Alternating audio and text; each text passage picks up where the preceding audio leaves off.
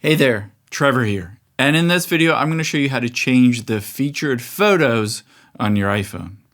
Now, on your iPhone, first, just press and hold on any app. So I'm just going to press and hold on the Facebook app. And now you can see Edit Home Screen. This will pop up on any app that you press and hold. Tap on Edit Home Screen. Next, at the top left, tap on the Edit button. Next, tap on Add Widget at the very top. Let's scroll down until we get to Photos. Tap on Photos. From here, you can see Featured. I can hit Add Widget, and there is my featured widget on here.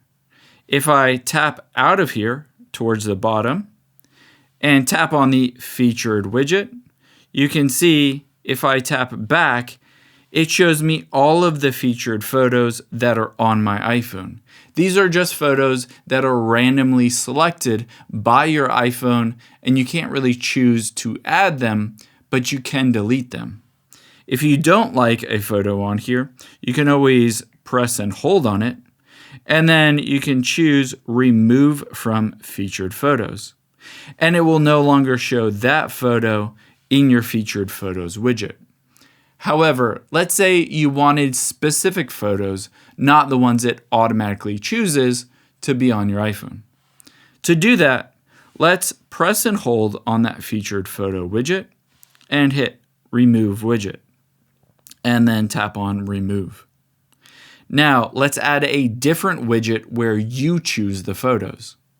To do that, again, press and hold on an app. Tap Edit Home Screen. Tap Edit at the top left. And then tap Add Widget at the top. Scroll down until you find the Photos app. Oh, where is it? There it is. Tap on Photos. Swipe over until you get to Album instead of Featured, and tap Add Widget. This will allow you to select a specific album which you can control which photos are in it and which photos are not in it. Tap on Album. Tap on whatever album you want, in my case, Favorites. And then tap out of this menu towards the bottom. Now tap on the Done button at the top right.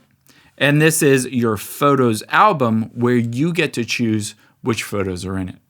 I hope this helps. If it did, hit the subscribe button down below and leave a comment if you still have any questions.